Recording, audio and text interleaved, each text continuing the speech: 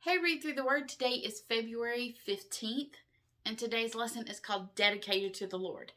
And we have got Numbers chapter 7 today, all of Numbers chapter 7. And that's all we have in our reading today. So I want to put that in perspective as to in the middle of our reading and to help you through it, because this is one of those chapters that you're going to try to skip. And I'm going to say, no, don't do that. So here we are. We're in Numbers chapter 7. And the verses that I've got listed at the top of your lesson are verse 4 and 5. And it says this: "And then the Lord said to Moses, receive their gifts and use these oxen and wagons for transporting the tabernacle.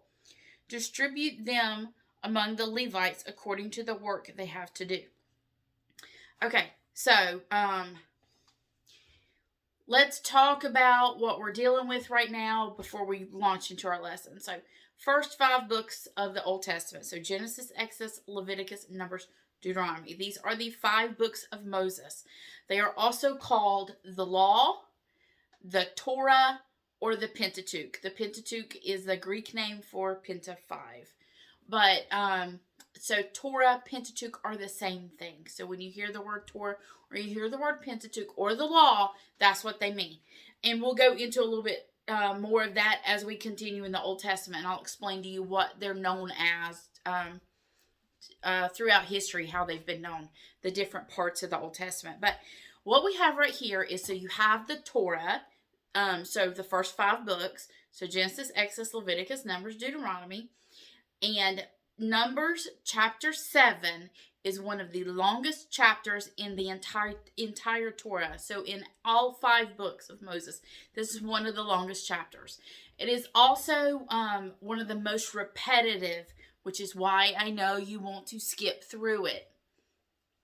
And I'm going to help you draw some things out of the reading. So after, even if you've already read, after you read, I want you to go back, and some of you might need to highlight, and you have your fancy markers and all of that, and you want to do that. Some of you, it's your very first time, you're like, okay, Lisa, I'm not ready for that. Fine, just read it and move on, because I'm going to help you connect some things. Now, some of you are trying to go deeper, and I'm trying to point some things out, and so here we go. Let's look at it. So what is interesting is everything that happens in all of, I forget how many days reading this is. It's a lot of days of reading. But everything that happens in Exodus chapter 40, which is what we covered yesterday, everything that happens in the entire book of Leviticus, which we will start on in a couple of days, and then everything in Numbers up to this point all occurs in the time from the first day of the first month of the second year after they left Egypt to the 20th day of the second month of the second year. Now, you're like, I don't understand all of that, Lisa. Okay, I'm trying to show you that God is giving us ways to keep time in here, because remember, this is not a once upon a time. He's given us specific, there's my word I love. He's given us time and showing us these things actually happened, and when they happened, and how long they took. And so he's being very detailed about some information here. So we know that this is about 50 days. Everything that occurs in all of Exodus chapter 40, which is the last chapter in Exodus, all of the book of Leviticus, and all the way to Numbers until chapter 7 happens in a 50-day period. This is 13 months after they've left Egypt. So you're thinking, gosh, that was forever ago. No, it wasn't. It's not been that real long time. They were camped out at Sinai for a long time. And so what you see are the final preparations that are necessary to make the operation of the priesthood and of God's earthly dwelling place complete. Now, I want us to take a look at the offerings and things that are occurring. And you're like, oh, it's just so repetitive. I know. And when God repeats himself in his word, we really need to pay attention because he's trying to show us something. So, now, I'm not saying we're going to understand it every single time, but we should at least take a second and third look, or try to, which is why if you have a lovely marker, I want you to notice some things right through here. So it says that the first things that they are taking, the first offering that is given, is a communal offering, which means that it comes in and then is distributed. So the first thing that comes in are carts. And you might not think that you're like, okay, I don't know, but look. Okay, so it says, distribute them among the Levites according to the work they have to do. So Moses took the wagons and the oxen and presented them to the Levites. And then he gave 2 wagons and 4 oxen to the Gershonite division for their work. He gave 4 wagons and 8 oxen to the Merarite division for their work. All their work was done under the leadership of Ithamar, son of Aaron the priest. But he gave none of the wagons or the oxen to the Kohathite division, because they were required to carry the sacred objects of the tabernacle on their shoulders.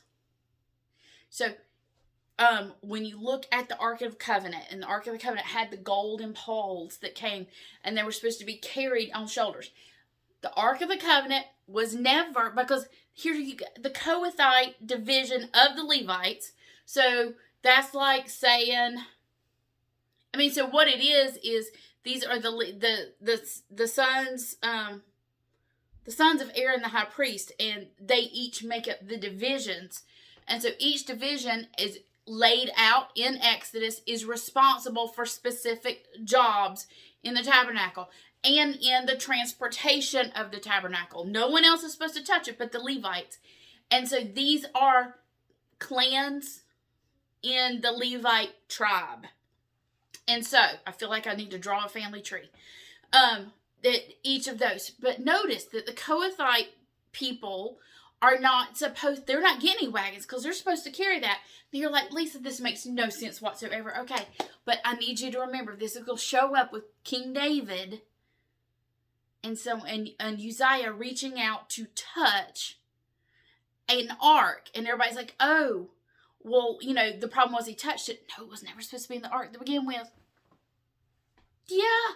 It was never supposed to be in the cart because it says so right here when they gave the law and told them what to do. And see, we would have skipped that verse. And it said no, because they're not supposed to put that stuff in a cart. They're supposed to carry it. Okay, so that's one thing we see. So that's the first offering, is a communal gift offering. Now, the second offering takes up the rest of the chapter. All right, the second offering is for the dedication of the temple. Now, I could go all word nerd on you, but this same word that means dedication here is the same word we use for the Feast of the Dedication in the New Testament. The Feast of the Dedication is called Hanukkah, which occurs during the intertestamental period. But there's a reason for that same word to be used, and we don't have time to chase it today. But just putting it out there for some of you who really like to do that kind of stuff. Chase it.